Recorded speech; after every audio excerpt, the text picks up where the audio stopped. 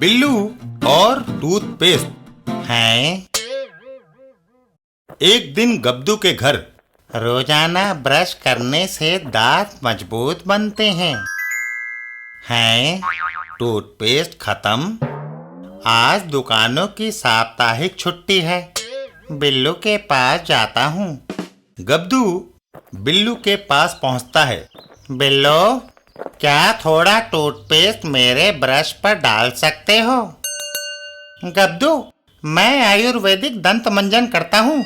ये जड़ी बूटियों से बना है। मेरे पापा हर रोज आयुर्वेदिक मंजन करते हैं और उनके दांतों में आज तक कभी दर्द नहीं हुआ। तब तो मैं भी मंजन इस्तेमाल किया करूँगा। क्या तुम मुझे ये दे सकते हो? क्यों नहीं? और गब्दू वो मंजन लेकर वहां से चल देता है। धन्यवाद बिल्लू। रास्ते में, जोजी, तुम ये लकड़ी क्यों खा रही हो? गब्दू, मैं इससे दांत साफ कर रही हूँ।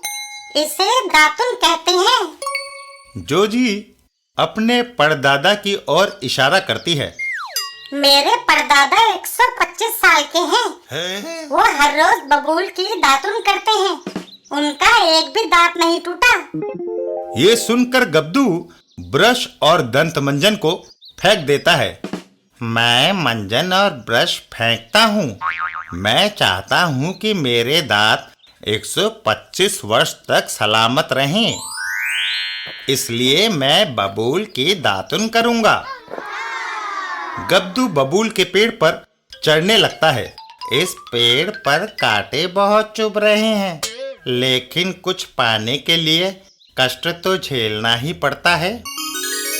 गब्दू पेड़ पर चढ़कर एक शाख पर खड़ा हो जाता है। ये टहनी दातुन के लिए अच्छी रहेगी। पर तभी वो डाल जिस पर गब्दू खड़ा होता है वो टूट जाती है और गब्दू सीधा जमीन पर आ गिरता है।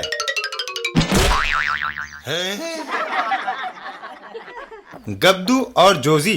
कहो गब्दू, दातुन का कुछ असर हुआ? हाँ, मेरे 2 दांत टूट गए।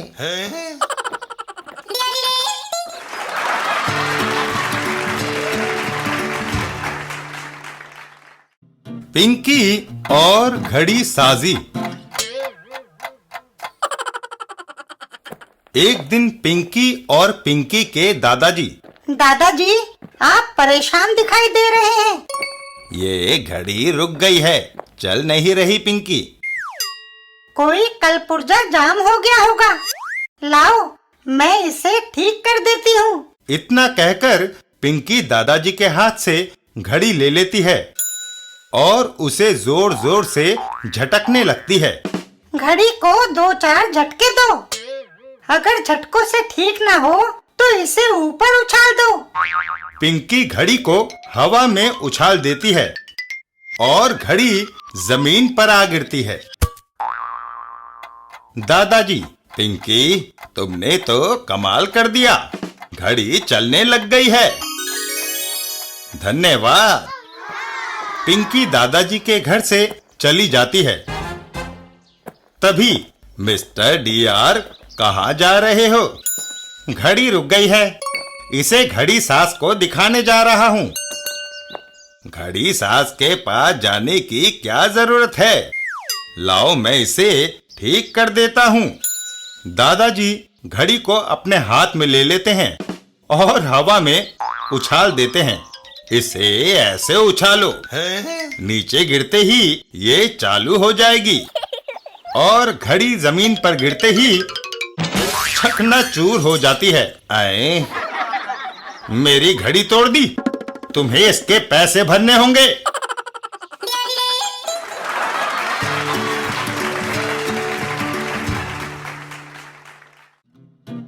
रमन और डायरी। एक दिन रमन के घर पर खलीफा आता है। मिसेज रमन, नया साल मुबारक हो। तुमको भी। लो, नए साल का उपहार, ये डायरी। खलीफा वहां से डायरी लेकर चल देता है। इस तोहफे को जेब में डाल लूं। रास्ते में रमन, खलीफा मुझे पैसों की जरूरत है, क्या तुम 5,000 रुपए दे सकते हो?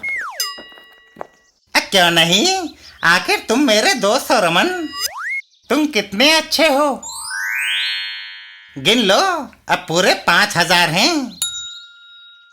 अरे रमन, तो हमेशा खलीफा से ही पैसे क्यों मांगते हो? क्या इसलिए कि देर से लौटाने पड़ते हैं? रुपया लौटाना किसने है? खलीफा भुलक्कड़ किस्म का आदमी है, वह देकर रुपए भूल जाता है। लेकिन पापा, इस बार वह भूलेंगे नहीं, मम्मी ने उन्हें पैसों का हिसाब लिखने के लिए डायरी दे दी है। हैं?